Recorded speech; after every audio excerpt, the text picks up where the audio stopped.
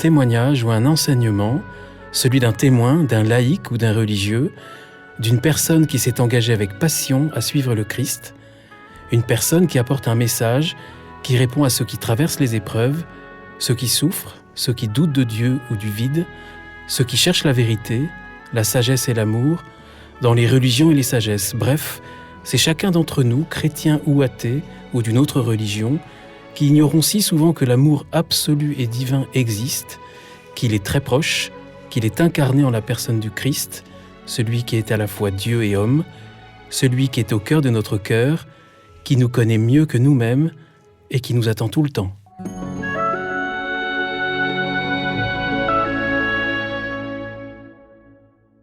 Bonjour chers auditeurs de ZTO, bienvenue pour un nouvel épisode. Je suis Guillaume Devoux et vous propose aujourd'hui un épisode qui devrait nous bouger un peu parce que nous allons le vivre en tentant de mieux connaître une grande chrétienne, une des 4 figures américaines majeures du XXe siècle selon le pape François, Dorothy Day, une journaliste et une militante catholique américaine très engagée dans l'action sociale.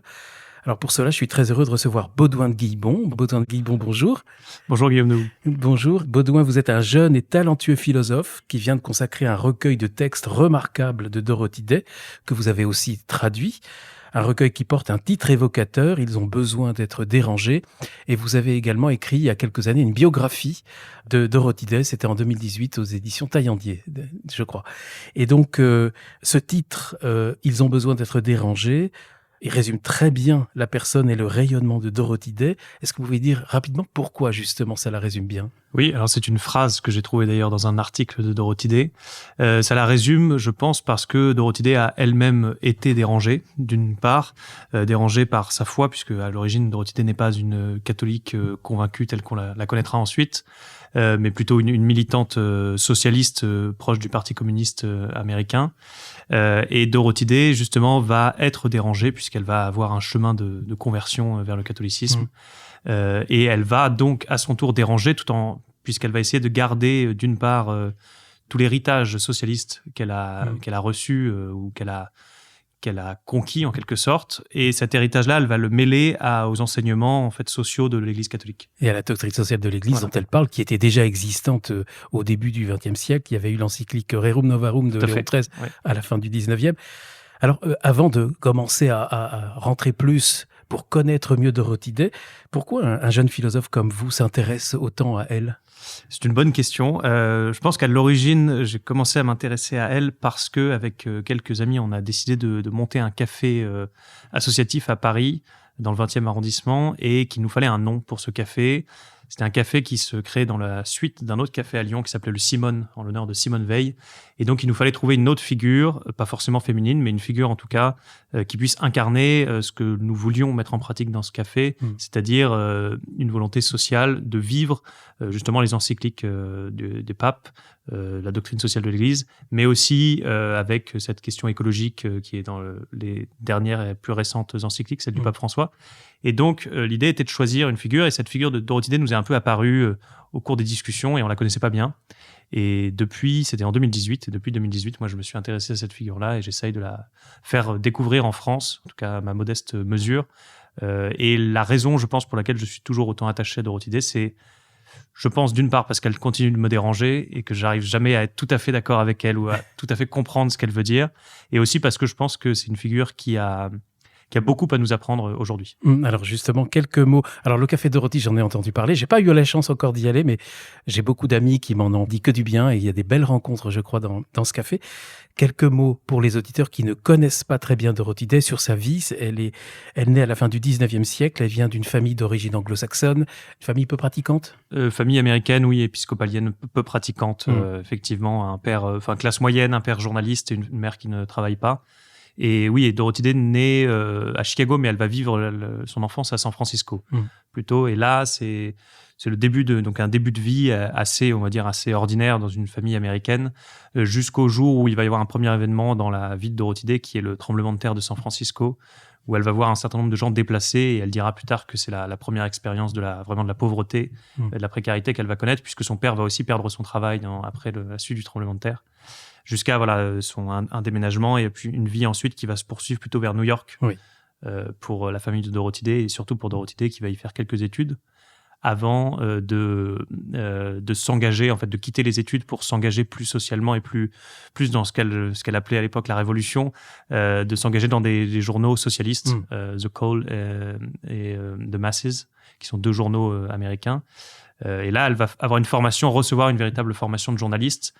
Elle perd la foi à quel moment ? Assez tôt. Elle dira plus tard qu'elle a des expériences de foi assez jeunes, notamment en allant voir chez des amis, chez des voisins qui priaient. Elle va côtoyer énormément un grand nombre de personnes de religion juive, ce qui va lui donner un sens du sacré, mais qu'elle ne comprend pas bien. Et donc oui, on peut dire qu'elle n'a pas vraiment la foi jusqu'à ses 30 ans à peu près. Voilà, cette question ne se pose pas. Elle sait qu'il faudra qu'elle se la pose à un moment. Elle est plutôt proche des milieux anarchistes, de l'ultra-gauche américaine. C'est ce que vous disiez. Oui, donc, c'est ça. Oui, tout à fait. Elle se fait remarquer assez vite. Elle participe à des manifestations. Elle est pacifiste. Exactement. Il y a des manifestations aussi pour le droit de vote des femmes. Elle mène une vie plutôt bohème. Là, je pense que c'est quand elle arrive. Bon, je sais qu'elle a pratiqué au moins un avortement. Oui, on sait qu'il y en a au moins un, peut-être plus, mais voilà. Et puis, on va essayer d'aller un petit peu vite, mais c'est la naissance de sa fille qui est un événement quasiment spirituel pour elle. Exactement. En fait, Dorothy Day a plusieurs aventures amoureuses qui en général se terminent assez mal. Et elle va avoir une aventure avec un homme qui s'appelle Forster Betterham, qui était un biologiste. Et avec qui elle vit une vie magnifique. Elle dira que c'est lui qui lui apprend à aimer la nature, à donner goût, à retrouver le goût en fait des choses. Et avec cet homme-là, elle tombe enceinte et elle pensait ne plus pouvoir tomber enceinte justement à cause des avortements qu'elle avait subis. Des avortements assez violents à l'époque, on peut l'imaginer. Et en fait, le fait de tomber enceinte la pousse à se questionner sur des choses essentielles et à revenir un peu à l'amour qu'elle porte et qu'elle va porter à cet enfant. Et du coup, à se questionner sur l'amour en général. Elle va faire quelques rencontres qui vont la marquer à ce moment-là. Et surtout, elle va être obligée de se positionner par rapport à Foster, donc son compagnon de l'époque, qui lui ne veut pas d'enfant. Et donc, elle va essayer de lui expliquer pourquoi elle en veut un. Et ils vont finir par se séparer, en fait, à partir du moment où Dorothy va décider de faire baptiser sa fille.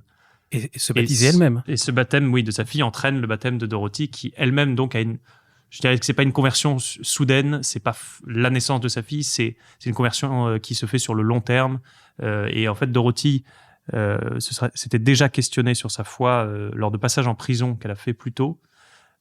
Et puisque dans les prisons, le seul texte qu'elle avait, c'était la Bible. Mais elle a toujours dit qu'elle ne voulait pas se convertir à un moment de tristesse, c'est-à-dire en prison, dans la solitude, mais plutôt à un moment de joie. Et en fait, je pense que c'est ça qui est intéressant, c'est que c'est au moment de la grande joie de la naissance de sa fille qu'elle retrouve un chemin de spiritualité.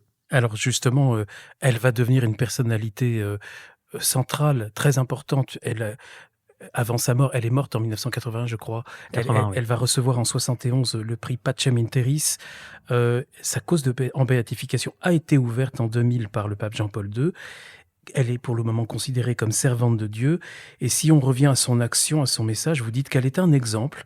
Elle était imprégnée des idées socialistes avant d'être touchée par la parole chrétienne. Oui. Donc en fait, je pense qu'il y a une conjugaison de ce qu'on pourrait appeler sa foi socialiste ou sa foi sociale et de sa conversion ensuite au catholicisme romain. D'ailleurs, le fait que Dorothy Day choisisse le catholicisme et non pas une religion protestante, par exemple, ou certaines croyances protestantes, c'est justement parce qu'aux États-Unis, l'Église catholique, c'est l'Église des pauvres. C'est l'Église des émigrés, c'est l'Église des Italiens, des Irlandais. Ce n'est pas une Église dominante. Et pour Dorothy, il y a aussi cet aspect, on pourra revenir plus tard, mais de la tradition qui est important et d'une église centrée à Rome. Et puis, il y a des rencontres donc importantes dans sa vie. À quel moment elle rencontre Peter Morin ? Peter Morin ou Peter Morin, je pense que vous pouvez le prononcer comme vous voulez. Elle le rencontre en 1933, en fait. Oui. C'est le début du mouvement qu'ils vont lancer ensemble. Ils vont lancer le mouvement Catholic Worker Movement, qui est un mouvement donc social, avec un journal et puis des actions. On va en parler. Lui, alors, c'est vraiment une figure assez incroyable. On peut en parler parce qu'il est central dans sa vie. Tout à fait. Peter Morin, j'hésitais parce qu'en fait, c'est un Français qui s'appelait Pierre, et puis il est parti au Canada au début du XXe siècle, et puis il s'est fait appeler Peter, et puis il n'est pas revenu en France. C'est ça, il s'appelle même Aristide Pierre Morin, donc c'est vraiment un nom français, et il vient de la Lozère, et il décide en fait de partir... c'est un petit paysan. C'est un petit paysan d'une famille de 24 enfants, qui est une famille assez énorme. Il y a pas mal de travail d'archives qui sont faits aujourd'hui pour essayer de retrouver un peu ses origines, c'est assez complexe. Il vient de l'Aveyron ? Il vient de l'Aveyron, oui, pardon. Il vient de l'Aveyron, et il part au Canada pour, d'une part, échapper au service militaire, et puis parce qu'il a pas mal de il a envie de quitter la France tout simplement pour aller répandre, pour être un peu une sorte d'apôtre des temps modernes. Et il arrive à New York après des déboires au Canada. Des galères, oui. Oui, après la perte d'un ami proche avec qui il était allé au Canada, justement. Puis des aventures, enfin, c'est difficile sur le plan Oui, tout simplement économique. Économique aussi, oui, il va donner des cours, il va enseigner pour survivre. Et il frappe à la porte de Dorothy Day, justement parce qu'il a lu un article que Dorothy a écrit dans un journal américain qui s'appelle Commonweal, qui est un journal catholique américain, où Dorothy Day parlait de la doctrine sociale de l'Église, justement, et Peter Morin est très intéressé par ça, il veut mettre en pratique. Il dit qu'il a un programme à mettre en pratique, un programme très simple, et donc il toque à la porte de Dorothy Day pour lui expliquer, et Dorothy expliquera que ce n'est pas elle qui a ouvert la porte, c'était sa belle-sœur, et qu'elle n'aurait jamais ouvert la porte à un homme comme ça, parce que Peter Morin était décrit comme un peu comme le Saint Benoît-Joseph Labre, un saint, mais sale, qui ne savait pas comment s'habiller, Oui, qui ne il se paye pas de lavait mine, jamais. hein. J'ai vu des photos, c'est un Et petit voilà. bonhomme. Et un petit bonhomme, vraiment un paysan au sens propre du terme, et qui en plus de cela parlait un anglais apparemment très chaotique à ce moment-là. Un petit bonhomme, mais un grand bonhomme dans sa tête. Hein. Je crois que il convainc Dorothy Day, si j'ai bien compris, d'initier ce mouvement, Ouais. d'instaurer une nouvelle société, de renouveler la civilisation elle-même carrément, là où le culte, la culture et l'agriculture ne feraient qu'un. Exactement, oui, c'est son programme. Et donc, pour mettre en pratique ce programme, il propose aussi 3 autres points qui sont de créer un journal, d'une part, pour répandre les idées de la doctrine sociale de l'Église, créer des maisons pour accueillir les pauvres. Et la troisième chose, c'est ce qu'il appelle la clarification de la pensée, c'est faire des conférences, des tables rondes pour inviter les plus grands intellectuels à venir parler aux classes populaires ou parler à ceux qui sont intéressés justement pour discuter de la chose sociale. Alors créer un journal, ça tombe bien parce que Dorothy Day, elle est journaliste et donc il crée au sein donc de ce mouvement le journal Catholic Worker. On est au début des années 30, c'est très important, on est après l'énorme récession économique, le crash boursier, il y a énormément de personnes sur le carreau et donc là c'est vraiment l'idée de faire un journal il coûte 1 centime, 1 cent, Oui, c'est ça. et c'est d'avoir le journal le moins cher possible et qui puisse être un porte-parole en quelque sorte des plus pauvres, des plus Exactement, démunis. et surtout prendre l'exemple des journaux communistes comme le Daily Worker par exemple, qui se vendaient très bien et qui avaient un lectorat de plus en plus grand. Et la question que posent Morin et Dorothy Day, c'est justement de récupérer en quelque sorte ce lectorat et de leur dire qu'il n'y a pas que le parti communiste qui s'occupe de la cause des pauvres, mais l'Église catholique aussi a un programme pour eux, et un programme qui en plus de ça porte une forme de transcendance qui n'est pas un matérialisme comme le parti communiste pouvait le proposer à l'époque. Et donc, oui, il y a cette volonté de faire un journal, et effectivement, Dorothy Day tombe à pic là-dessus, avec si on en croit les témoignages, quelques difficultés au départ, parce que Peter Morin veut un journal où il mettra ses idées à lui, et Dorothy Day veut être le maître de son journal, la rédactrice en chef. Et elle le sera d'ailleurs, et elle va le faire d'une main de maître pendant, du coup, de 1933 à 1980. Et votre livre, Baudouin, c'est justement ces textes que vous avez traduits. On y reviendra là au cours de cette émission, si vous le voulez bien. Mais l'essentiel, il y en a qu'un, je crois, qui ne viennent pas de Catholic Worker. Exactement, oui. Tous les textes viennent du journal Catholic Worker. L'œuvre de Dorothy Day est assez énorme, puisque en plus de ces articles donc qu'elle écrivait quasiment tous les jours, qui étaient publiés toutes les semaines dans le journal Catholic Worker, elle a écrit plusieurs ouvrages. Un roman qu'elle a écrit dans la première partie de sa vie, qui a été racheté par Hollywood, qui a été adapté en film dès les années 20, et ensuite 2 autobiographies. Donc voilà, il y a un bon nombre de textes que Dorothy Day a écrits et qu'il faudrait aussi traduire, je pense, plus tard. Ça pourrait être intéressant. Ça va venir. Ouais. Mais pour revenir à Peter Morin, parce que il est vraiment quelqu'un de très important dans la vie. Lui, c'est donc un petit bonhomme, mais assez incroyable.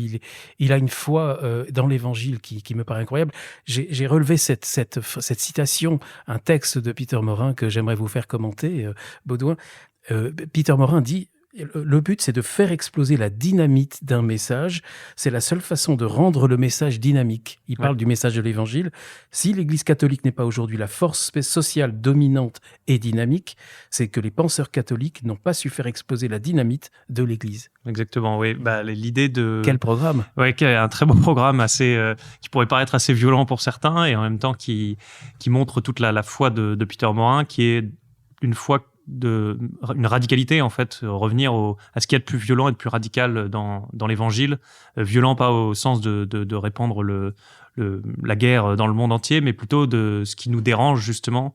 On pourrait penser par exemple à l'adaptation de l'Évangile selon saint Matthieu de Pasolini, où justement on a un Christ qui est un révolutionnaire en fait, qui est quelqu'un qui appelle à non pas à juste sanctifier le Christ le dimanche, mais à sanctifier Dieu le dimanche, mais à se bouger, à se déplacer, et ça se traduit par créer des nouvelles formes sociales pour que les gens puissent, et c'est aussi la phrase de Peter Maurin, mais un monde où il serait plus facile d'être bon, c'est-à-dire créer des structures nouvelles qui permettent aux gens de s'épanouir à la fois moralement, mais aussi spirituellement. C'est lui qui la pousse en quelque sorte à aussi entrer dans l'Église catholique ? Non, Dorothy Day est déjà entrée dans l'Église catholique, D'accord. mais dans le dialogue entre les deux, Peter Maurin lui apporte ce qu'on pourrait appeler une colonne vertébrale intellectuelle, c'est-à-dire qu'il lui apporte les écrits des pères de l'Église, il lui apporte toute la philosophie thomiste qui était présente en France au début du XXe siècle. Voilà, je pense que Dorothy Day manquait en quelque sorte d'une bibliographie catholique, et que grâce à Peter Maurin, elle la trouve. Elle a pourtant du mal, je crois, au début, à le prendre complètement au sérieux. Oui, elle a du mal à le prendre au sérieux parce que Peter Maurin, vous citiez tout à l'heure ce texte où il faut exploser la dynamite. Peter Maurin avait coutume de réciter de courts poèmes comme ça, qui s'appellent les Easy Essays. Il y en a plein qui sont donc tous en anglais. C'était des petits poèmes qui récitaient dans la rue aux gens, où le but était justement d'attraper l'attention, un peu comme des textes de rap en fait, c'est-à-dire que il fallait jouer sur les mots pour que les gens écoutent, et dans ces textes-là, il essayait de faire passer la doctrine sociale de l'Église, mais c'est sous des formes qui pouvaient paraître peu académiques, ou en tout cas assez étranges. On reviendra peut-être à Peter Maurin, parce que ça n'est pas un excité, c'est aussi une belle personne. Elle, au moment de sa mort, elle va dire de lui des choses magnifiques. Alors, ils ont créé donc ce mouvement, et il y a le journal dont nous avons parlé, mais il n'y a pas que le journal. S'ensuit donc un service de soupe populaire, l'ouverture de maisons d'hospitalité pour les sans-abri. Exactement. Ça commence par des soupes populaires parce que c'est justement, vous le disiez tout à l'heure, la Grande Dépression. Et donc, pendant la Grande Dépression, il y a énormément de gens au chômage. Qui dit des gens au chômage dit des gens qui meurent de faim dans les rues de New York. Et donc, Dorothy Day et Peter Maurin lancent une soupe populaire. Et de cette soupe-là, ils vont voir parmi les gens qui sont dans cette soupe-là, ils vont voir qu'il y a un bon nombre de gens qui sont à la rue et qui ont besoin juste d'une maison. Dorothy racontera qu'il y a une personne qui participe à la soupe populaire qui était avec une amie et qui revient le lendemain seule parce que son amie s'est suicidée justement parce qu'il n'avait plus rien pour dormir. Et donc il y a une prise de conscience chez Dorothy que la soupe ne suffit pas, c'est un palliatif qui n'est pas assez. Et donc à cela s'ajoutent ce qu'on appellera des maisons d'hospitalité, ce que Dorothy Day et Peter Maurin appelleront. Alors elle parle des bienfaits de l'action catholique, elle connaît la doctrine sociale de l'Église, on en a parlé. Pourtant, elle ne fait pas partie de l'action catholique officielle, elle ne reçoit pas de mandat de la hiérarchie. Exactement, c'est le souhait du mouvement des Catholic Workers. C'est d'ailleurs un problème à certains moments, puisqu'on leur contestera le nom de Catholic Workers, justement, de catholique à l'intérieur, le label catholique, puisqu'ils ne dépendent d'aucun diocèse. Le but de cette association, de ce mouvement, c'est de partir du bas, donc de partir d'initiatives personnelles, et pas de recevoir ou d'attendre quelques ordres du clergé. D'ailleurs, Dorothy le répétera souvent, si vous avez envie de faire quelque chose, vous pouvez aller voir le prêtre à côté de chez vous, mais si vous voyez que le prêtre d'à côté de chez vous ne se bouge pas ou qu'il est trop mou, faites de votre côté et vous ne serez pas pour autant éloigné de l'Église. L'Église fonctionne pour Dorothy Day comme ça, par le bas. Et d'ailleurs, tout le mouvement du Concile Vatican II qui tâchera de désosser un peu ce système pyramidal de l'Église qui recevrait tout du haut. Voilà, pour Dorothy, c'est quelque chose d'important, c'est que il y a un modèle qui est beaucoup plus par le bas. Et voilà. On y est toujours. Hein. Et on y est toujours. Et la société, d'ailleurs, en général, pas que l'Église, mais la société en général devrait fonctionner comme ça pour Dorothy Day. C'est son côté anarchiste, justement, l'organisation par le bas, le principe de subsidiarité, etc. Alors, on est dans les années très dures de dépression. Il y a effectivement cette tentation du communisme, même en Amérique, mais elle veut apporter une solution catholique contre le communisme. Oui, c'est l'objectif, c'est de reprendre les phrases du pape Pie XII, il me semble, qui était de dire que l'Église avait perdu les pauvres, qui est une phrase assez forte, puisque en fait le message de l'Église s'adresse essentiellement, principalement, le message du Christ s'adresse aux pauvres. Et ceux qui sont sauvés, normalement, ce sont les pauvres. Et si l'Église ne parle plus aux pauvres, pour Dorothy Day, c'est un non-sens absolu.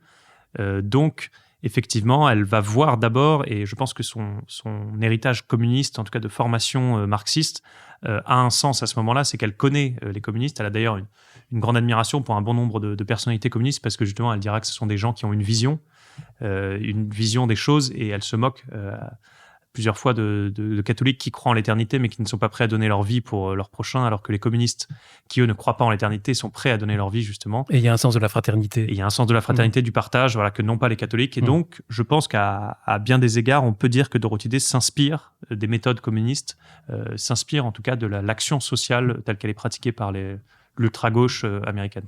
Alors, elle veut installer un nouvel ordre social en 3 points de programme, c'est simple. Créer des tables rondes pour discuter, des maisons d'hospitalité et les fermes communautaires. Exactement, oui. La ferme communautaire, c'est la révolution verte. C'est la révolution verte. Ça, c'est le point le plus précis que Morin a apporté, je pense. C'est cette idée que les gens meurent dans les villes et sont au chômage dans les villes. Et il faut qu'ils sortent des villes pour aller retrouver un goût de la terre aussi. Il y a toute cette idée derrière qui est très française des années 30. C'est cette idée que le retour à la terre va permettre de reconnecter aussi à un certain nombre de racines, de traditions. Mais c'est aussi pour Dorothy, qu'il comprend bien, un moyen d'occuper les gens et de les faire sortir de cet enfer de la ville où ils sont pris dans une sorte de mécanique un peu effroyable. Et donc, ils vont ouvrir des fermes dès les années 40, 50 pour accueillir tous ces gens qui se sentent de trop dans la ville ou qui ne trouvent pas leur voie dans la ville. Et des fermes où le but, à terme, est de vivre en autarcie, en autonomie en tout cas, de cultiver, et Dorothy le dira, de manger ce que l'on cultive, et non pas d'importer. Voilà, ce qui va avec tout un ensemble de critiques d'un système d'exploitation capitaliste où on irait chercher des denrées alors qu'on peut déjà les produire sur place. Voilà. On revient au culte, culture, agriculture de... Exactement, et à la révolution verte, qui est quelque chose d'assez, je trouve, assez prophétique chez Peter Morin. Bien en avance. Et alors... en tant que journaliste, elle est assez incroyable. C'est vraiment une journaliste au sens littéral. Ce qu'elle écrit, j'ai lu pas mal des textes de votre livre, la plupart, elle décrit en fait tout ce qu'elle voit.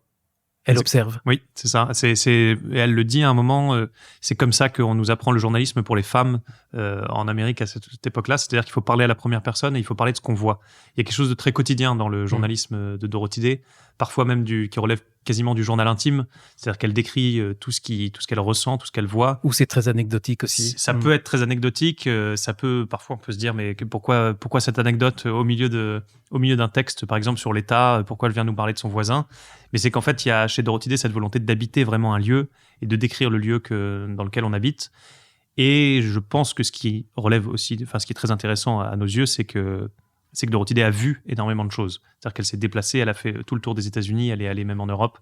Elle a essayé d'être au plus proche des gens et là-dessus, le témoignage a un intérêt. Elle ne se cache pas, c'est ce que vous dites dans votre livre, elle ne se cache pas derrière ses phrases. Tout ce qu'elle dit, elle le vit.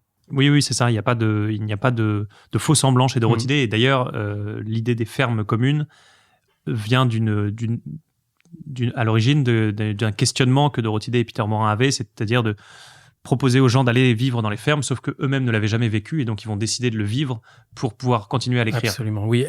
Vous dites, pour décrire la pauvreté, en fait, c'est simple, elle choisit de vivre pauvrement. Et elle vit pauvrement dans ces maisons. On disait tout à l'heure, ce sont des maisons d'hospitalité, mais ce qu'on oublie parfois de préciser, c'est que Dorothy a vécu toute sa vie dans ces maisons-là. Elle n'a jamais eu un appartement à elle où elle pourrait revenir le soir. Elle vit dans ces maisons. Il y a un article dedans qui l'explique assez bien, où elle montre qu'il y a quelqu'un qui est venu avec son fils, qui avait besoin de trouver un endroit pour dormir. Oui, j'ai lu. Et elle lui donne son lit et elle enlève même sa fille. Bon, c'est des questions d'éducation qu'on pourrait se poser, mais c'est même sa propre fille n'a plus de lit, en fait, puisque tout est offert et tout est donné. Et elle dira d'ailleurs de Peter Morin que lui-même n'a jamais dormi plus de 2 nuits dans un même lit, puisqu'en fait, son lit ne lui appartient pas. Il le donne à chaque fois. En fait, c'est ce que vous dites, Baudouin, dans votre livre. Elle pratique le journalisme un peu comme un chemin moderne de sainteté.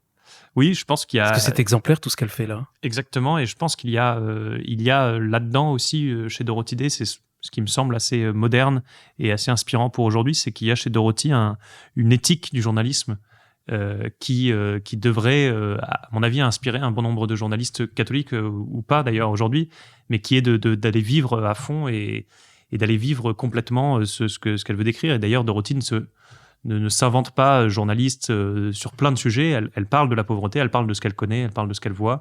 Et elle parle, par exemple, des guerres, elle parle du pacifisme, mais à travers ce qu'elle peut vivre et des gens qu'elle rencontre et des conversations qu'elle entend autour d'elle. Et toujours avec une âme et une conscience chrétienne permanente. Hein. Elle est, on sent ce christianisme partout, tout le temps, quand on la lit. Et en même temps, ce qui est beau, c'est qu'elle dit qu'elle ne cherche pas à convertir les pauvres, mais simplement accueillir les pauvres, parce qu'en fait, c'est eux qui portent quelque chose du Christ en eux. Oui, c'est plutôt le pauvre en fait qui convertit Dorothée à chaque fois qu'elle le rencontre, puisque c'est le pauvre qui porte le Christ. Et il y a quelque chose de, je pense, proche de la spiritualité de Charles de Foucault, par exemple. C'est-à-dire de vivre avec les gens, et même s'il n'y a aucune conversion à la fin, l'important c'est d'avoir répandu l'amour, d'avoir répandu le bien. Et c'est ça qui est le plus beau, et non pas le nombre de gens qu'on aura baptisés à la fin. Dorothée s'interroge à un moment sur tous ces gens qui viennent à la soupe populaire, et elle se demande s'ils ont vu cette peinture du Christ qui a été faite sur un mur, est-ce qu'ils la regardent, est-ce que ça les intéresse? Et en fin de compte, ce qui est pour elle le plus important, c'est que ces gens-là puissent manger. Et il y a toute cette discussion aussi autour de l'idée selon laquelle quelqu'un ne peut pas croire en Dieu ou ne peut pas écouter la parole de Dieu s'il n'a pas déjà mangé ou s'il n'est pas déjà nourri. Le plus important, il y a des besoins primaires, et la spiritualité vient ensuite. Et pour elle, la spiritualité, justement, elle la vit comment? Alors, elle la vit d'une manière assez... Il y a quelque chose d'assez classique chez Dorothée quand elle adhère au catholicisme et à toute sa tradition, c'est de pratiquer, donc d'aller à la messe. La plupart du temps, le matin, elle va à la messe tous les jours. Elle essaye en tout cas d'aller à la messe tous les jours. Il y a la prière qui est quelque chose de très éclairant aussi chez Dorothée, parce qu'on a parfois tendance à passer un peu vite sur la prière dans les enseignements catholiques en pensant que la prière est quelque chose qui est pour les contemplatifs, alors que chez Dorothée, qui est une femme d'action, on ne peut pas dire que ce soit une femme elle l'est contemplative, mais elle est sans cesse dans l'action, et pourtant il y a toujours ce temps de prière qui est ménagé dans la journée. Donc prière, lecture des pères, lecture des textes un peu fondateurs de l'Église catholique, grande connaissance de la tradition, et aussi une grande connaissance de ce qui se fait de neuf dans le catholicisme de son époque. Elle fréquente des philosophes comme Jacques Maritain, elle lit la revue Esprit, Emmanuel Mounier, elle a lu Chesterton chez les Anglais, elle a lu Tolstoï. Voilà, il y a quelque chose une grande soif d'être nourri spirituellement, mais d'être nourri spirituellement et intellectuellement. C'est oui, il y a la raison et la foi se nourrissent tout le temps chez Dorothée. Je me posais la question comment elle était perçue de son temps. Elle le dit à un moment, nous sommes traités de communistes par de faux conservateurs et de fascistes par les communistes. Comment elle est dans son temps? C'est un programme difficile à concilier pour Dorothée. Elle est, je pense, assez méprisée dans son temps, en tout cas par une bonne part du catholicisme, que ce soit du catholicisme clérical new-yorkais, ou même des familles catholiques plus bourgeoises. Oui, parce qu'elle passe l'essentiel de sa vie à New York. Elle passe l'essentiel de sa vie à New York. Elle va bouger pas mal aux États-Unis, mais oui, effectivement, ses rapports avec le clergé sont surtout à New York. Je pense qu'elle a des paroles très dérangeantes, et qui plus est, elle est assimilée au communisme, ce qui fait que le FBI elle va être sous écoute du FBI. En tout cas, il va y avoir une enquête sur Dorothée pendant un bon nombre d'années. Elle va être surveillée presque tout le temps. Surveillée, voilà, à partir de la Seconde Guerre mondiale, en fait, pour une propagation de pensée communiste, ou en tout cas d'idéologie pacifiste, voilà, aussi. À cause de son pacifisme, justement. Alors vous dites justement, Baudouin, d'elle, elle maudit, elle prie, elle implore, elle gueule ou pleure contre les injustices ou les violences. Elle est pas tiède. Elle est pas tiède du tout, et parfois elle blesse, je pense aussi énormément. Elle a un discours qui se veut révolutionnaire, donc qui se veut parfois violent. Pour autant, elle ne veut pas scandaliser. Hein. Le but, c'est pas de scandaliser les bonnes mœurs. Et parfois, elle se retrouve. Il y a un texte que j'ai mis dans le livre où elle est invitée par des gens qu'on pourrait qualifier de bonne famille, une bonne société, et elle se pince un peu pour éviter de crier contre les riches, parce que justement elle a un peu cette haine de l'incompréhension des gens les plus aisés qui ne comprennent pas en fait son travail auprès des pauvres. Certains la qualifient d'amoureuse de caniveau. Il y aura ces insultes aussi pour son travail auprès des personnes, des Afro-Américains. Il y a cette insulte qui était fameuse aux États-Unis, mais d'amoureuse des Noirs, pour le dire de manière encore qui peut s'entendre et correcte, voilà. Mais quelque chose d'assez violent, et Dorothée passe un peu pour une personne sans structure qui irait voir un peu tous les pauvres et tous les opprimés, tous les marginaux, et de ce fait, elle est marginalisée aussi. En fait, vous dites d'elle que sa propre vie, elle est conformée à la folie de la croix.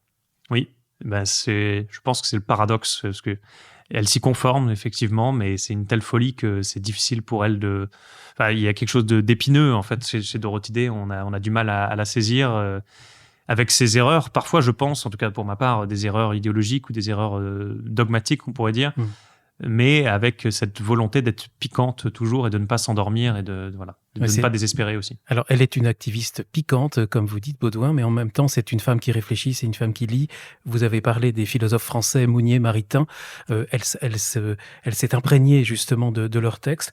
Et d'ailleurs, elle a une relation avec Maritain qui va dire d'elle, c'est magnifique, elle a l'esprit dur et le cœur doux. Oui, c'est une phrase que Maritain aime beaucoup. Oui, elle va le connaître parce que Jacques Maritain va venir en fait donner des conférences quand il est après la Seconde Guerre mondiale. Il est aux États-Unis. Il va donner des conférences dans les maisons des Catholic Workers, puisque tous les vendredis soirs, dans les maisons des Catholic Workers, il y a un invité de marque ou non, mais un intellectuel en tout cas, qui est là pour donner pour parler, pour donner une conférence. Et Jacques Maritain va venir souvent. Il y a Hannah Arendt qui va venir aussi. Voilà, on a des grandes figures qui vont fréquenter le mouvement des Catholic Workers. Des grandes figures qu'on aime bien.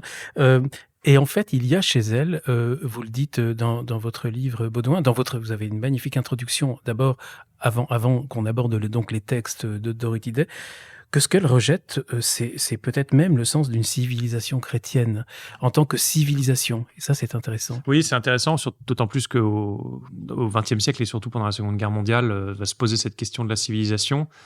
Pour Dorothy Day, une civilisation qui se défend telle qu'elle le fait par la bombe atomique n'est plus une civilisation. C'est une civilisation qui a perdu en fait le sens même de ce que c'est que d'être civilisé, parce que chez Dorothy, il y a cette nécessité de replacer au centre de ce qu'on pourrait appeler la civilisation occidentale le christianisme.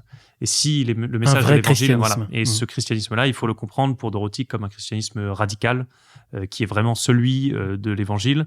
Un christianisme de prière, de pauvreté, de charité, de sacrifice. Exactement, oui, c'est ça. Et un christianisme qui est conscient des misères de son époque. Et à la fin de mon introduction, je finis sur un texte de Benoît XVI, justement aussi, cette nécessité d'être présent dans son siècle.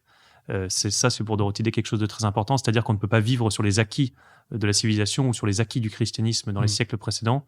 On ne peut pas vouloir vivre comme au XIXe siècle. Il faut réinventer le christianisme à chaque époque. Il faut réinventer le christianisme. Effectivement, elle a compris, comme d'autres d'ailleurs à cette époque et comme encore aujourd'hui, que le christianisme arrivait sans doute à la fin d'un cycle, à la fin peut-être d'une certaine ère de civilisation où il s'était implanté. Et elle le dit, en fait, on n'est qu'au début du christianisme. Exactement, oui, il y a cette idée que le christianisme n'en est qu'à ses débuts, et surtout que le christianisme n'est pas fini comme pourrait le croire un bon nombre de gens, avec certains doutes chez Dorothy tout de même pendant le Concile Vatican II, où elle s'interroge sur, par exemple, la perte du latin à l'Église, parce qu'elle est assez traditionnelle là-dessus. Oui, on y reviendra d'ailleurs. On peut y revenir, oui, mais ça fait partie d'un nouveau paradoxe de sa personnalité. Elle est très classique, très traditionnelle sur certaines choses, tout en étant très progressiste sur les choses sociales. Et on pourrait donc s'imaginer que c'est une femme très idéaliste, utopiste, mais en fait non, vous dites elle est très pragmatique. Oui, c'est ça, elle est très enracinée, elle ne vit pas ce qu'elle pourrait appeler l'utopie, c'est vraiment quelque chose qui pour elle est accessible, mais qui est accessible par une pratique. Et d'ailleurs, elle est tellement enracinée dans ce qu'elle fait que le quotidien de Dorothy Day, c'est de servir à manger aux gens, c'est pas de vivre dans ses livres ou de vivre enfermé dans sa bibliothèque. Elle dit soyez réaliste, sortez de votre tour d'ivoire, faites les comptes, restez sur vos deux pieds, ne soyez pas visionnaire. Exactement, oui. Ne tentez pas. Et en même temps, ne soyez pas visionnaire, mais en même temps, ayez une vision des choses. C'est-à-dire que vous devez agir en ayant un programme aussi. Mais oui, ne soyez pas visionnaire dans le sens de vouloir annoncer des choses qui arriveraient dans les années à venir sans pour autant y participer.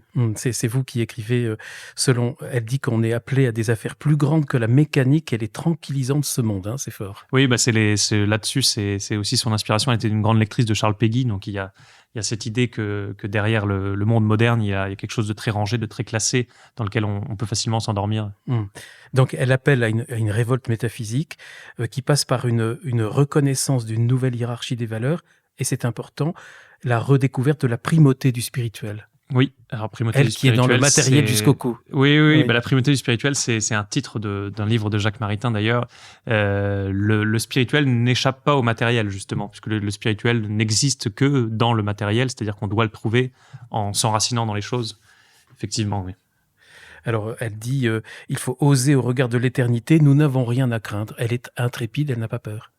Elle n'a pas peur, et je pense que là-dessus, cette phrase au regard de l'éternité, nous n'avons rien à craindre, qui lui vient de Julienne de Norwich, qui est une mystique, anglaise, il y a cette idée que, oui, je pense que Dorothy est très nourrie justement par les mystiques qui ont cette idée de la temporalité qui est différente. C'est-à-dire qu'on ne vit pas dans un monde où en 2050 tout sera fini. Pour Dorothy, le monde est plus large que ça, puisque c'est l'éternité, c'est le monde créé par Dieu.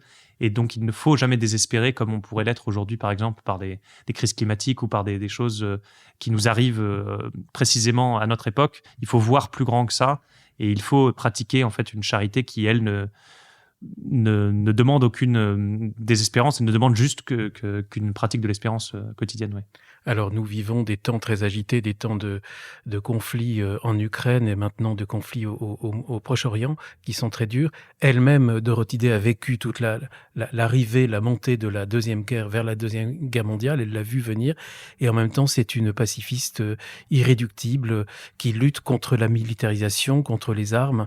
Elle est absolue à ce niveau-là. Elle est absolue, ce qui va lui valoir un bon nombre de critiques, et notamment de la part des gens qui suivent le mouvement des Catholic Workers dans les années 40, qui vont décider de s'en détacher, soit en s'engageant justement après Pearl Harbor dans la guerre, soit en se désabonnant complètement du journal des Catholic Workers, puisque Dorothy Day décide de suivre sa ligne pacifiste jusqu'au bout en affirmant que même face à l'envahisseur nazi, il ne faut pas prendre les armes.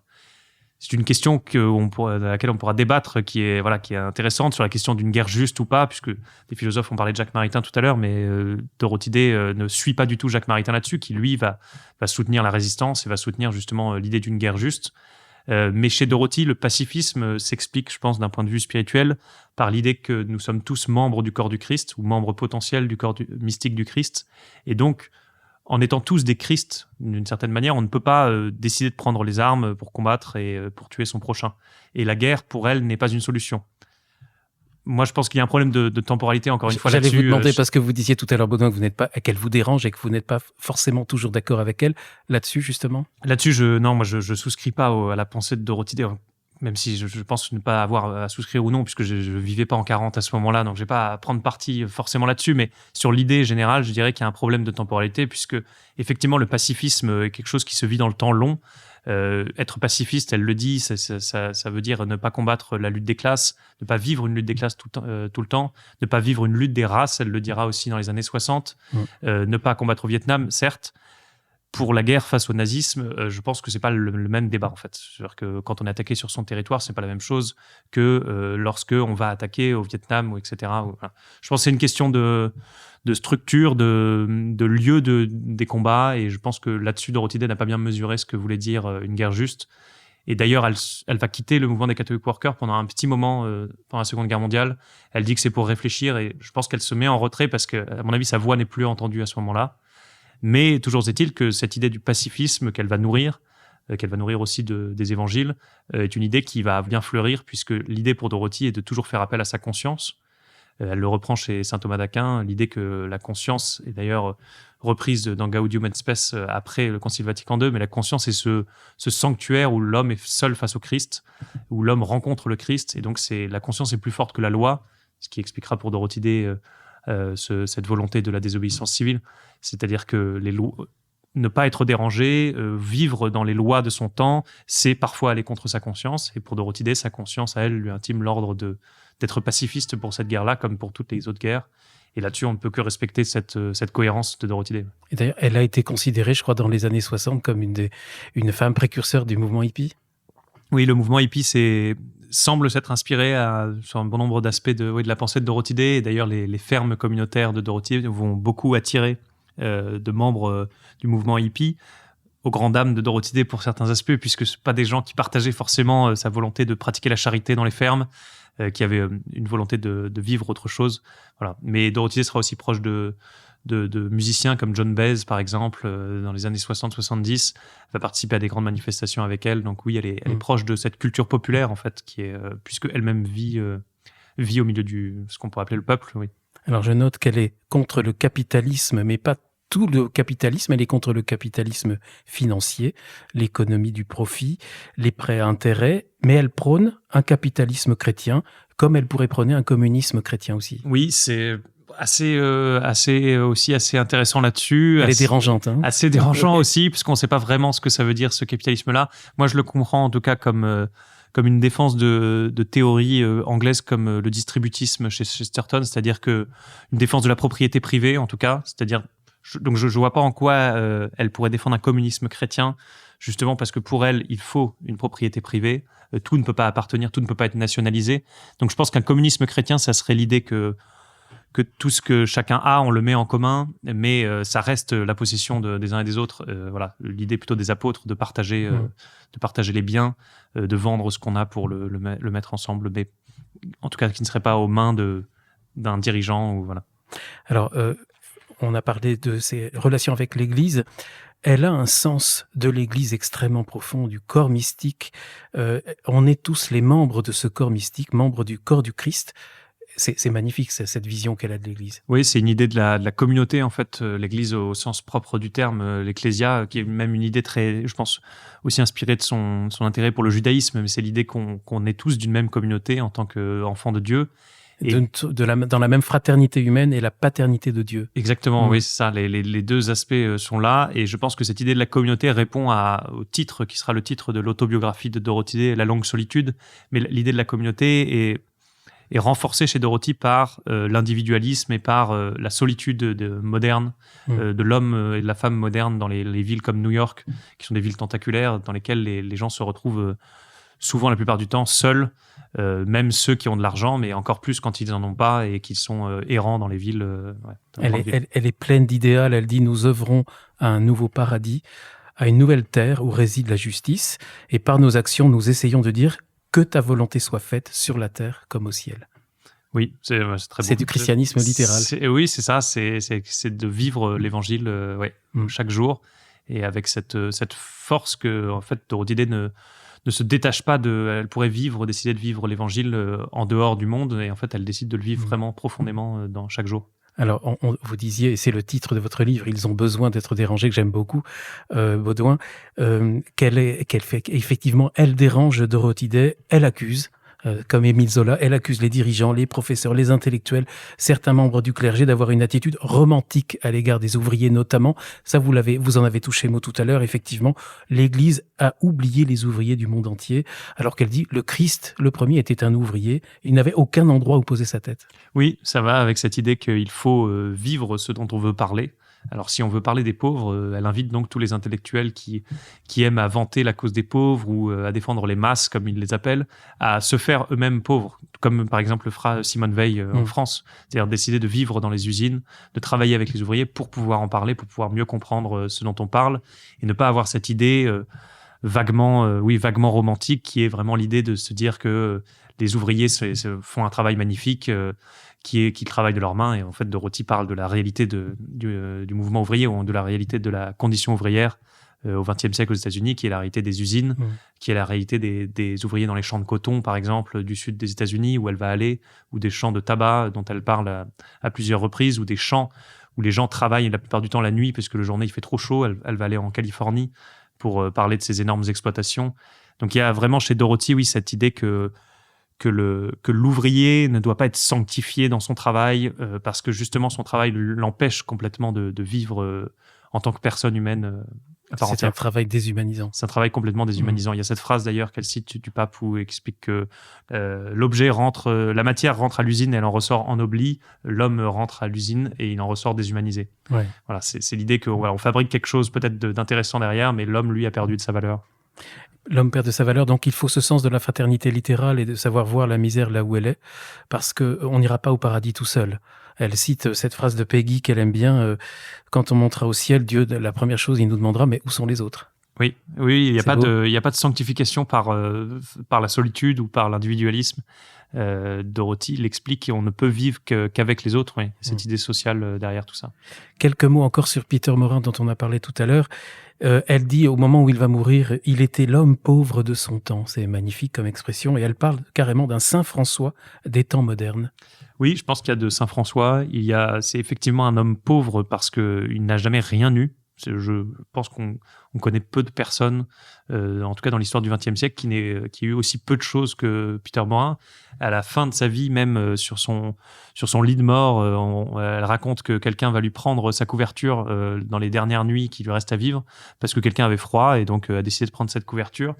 Et donc il n'a même pas un lit, il n'a rien pour reposer sa tête. On citait ce passage de l'Évangile tout à l'heure. Peter Morin peut être vu, donc perçu comme quelqu'un de complètement fou, mais en fait, c'est juste quelqu'un qui a mis en pratique les textes de l'Évangile. Ouais. Donc il faut des saints comme Peter Morin.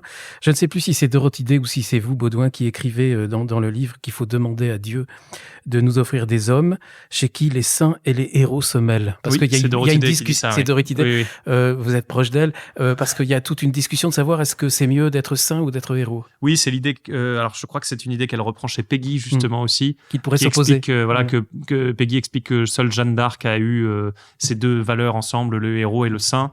Comme des valeurs qui s'opposeraient, et Dorothy ajoute que Gandhi aussi a ça chez lui, puisque Dorothy aimait beaucoup Gandhi, d'ailleurs elle a beaucoup de liens avec l'Inde en général, puisqu'elle sera aussi très proche de Mère Teresa.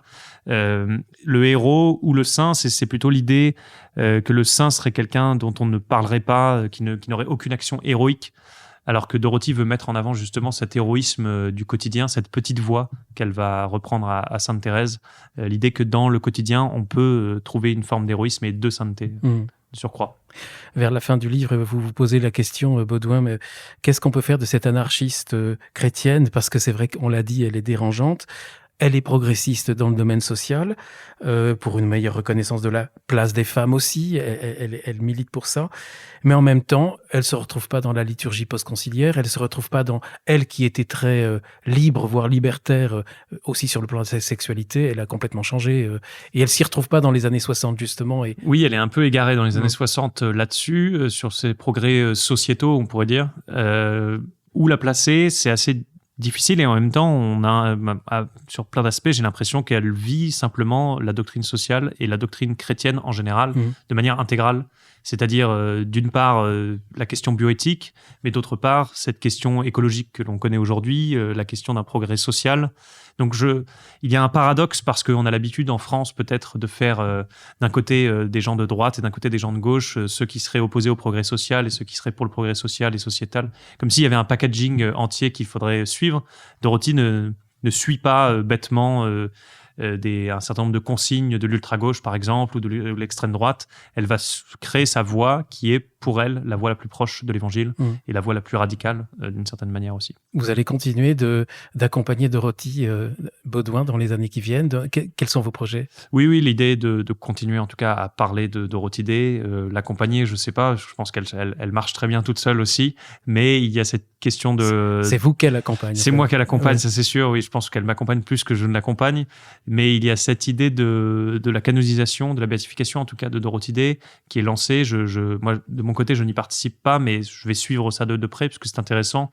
Ça soulève un certain nombre de questionnements. On parlait tout à l'heure justement de est-ce que c'est une chrétienne complète ? Est-ce qu'elle se détache de la doctrine de l'Église ou pas ? Je pense que toutes ces questions-là méritent d'être posées et surtout méritent d'être données en exemple, puisque l'idée d'une canonisation et d'une béatification, c'est de montrer qu'il y a un autre chemin de sainteté possible. Et je pense que Dorothy Day montre et donne un bon exemple de ce que pourrait être une sainteté moderne, dans son temps et prophétique à certains égards. On parlait de la Révolution verte tout à l'heure, mais voilà. Ce qui me mène aussi à Peter Morin, qui, je pense, mériterait d'être creusé, en tout cas. Ouais. Vous qui êtes philosophe, Baudouin, le philosophe, vous êtes un philosophe de l'esprit. Enfin, vous dites, c'est la fin de votre introduction à ce livre qui est remarquable. Le service de Dorothy Day, en quelque sorte, elle nous permet de garder l'esprit éveillé contre l'esprit qui est à l'aise. Et vous avez cette très belle dernière phrase. Et elle nous permet de garder l'esprit des franciscains qui dorment à même la terre pour en entendre les remous. C'est très beau. Oui, je pense que c'est l'idée, c'est cette idée effectivement qu'on est toujours attaché à l'espace, au lieu, au temps dans lequel on vit, et qu'il faut garder cette modestie, cette humilité d'écouter ces remous-là et d'essayer de les comprendre, de ne pas arriver avec sa structure ou sa pensée déjà prête pour essayer de l'appliquer au monde, mais plutôt d'en tirer de manière quotidienne et ordinaire tout ce qu'on peut en tirer. L'œuvre de Dorothy Day accessible aujourd'hui en français ? Et alors, accessible en français, il y a donc La Longue Solitude, aux éditions du Cerf, qui est une autobiographie que Dorothy Day a écrite vers la fin de sa vie, où elle raconte vraiment sa conversion, sa vie au milieu du mouvement des catholiques workers aussi. Elle raconte un peu sa jeunesse. Il y a la biographie La Révolution du Cœur, Dorothy Day, La Révolution du Cœur, que j'ai coécrite avec Elisabeth Geffroy et Floriane de Riva. Et maintenant, donc, Dorothy Day, ils ont besoin d'être dérangés, ce recueil d'articles chez Artege. Voilà, je recommande donc, comme d'habitude, les auditeurs à devenir des lecteurs. Je suis très heureux d'avoir eu l'occasion de vous rencontrer, Baudouin, et de faire connaître aux auditeurs de ZTO Dorothy Day. Et je dois dire que c'est assez étonnant, mais c'était sans doute un signe. Mais ces derniers temps, j'avais eu plusieurs auditeurs qui, je tiens à les remercier, Frédéric, Béatrice par exemple, qui m'ont parlé de Dorothy Day, qui m'ont dit tiens, tu devrais faire une émission au sujet de Dorothy Day. Donc voilà, c'est fait et j'en suis très heureux. Et ben, j'en suis très heureux aussi. Voilà. Merci à eux. Merci beaucoup Baudouin, merci merci chers auditeurs, à bientôt pour un prochain épisode.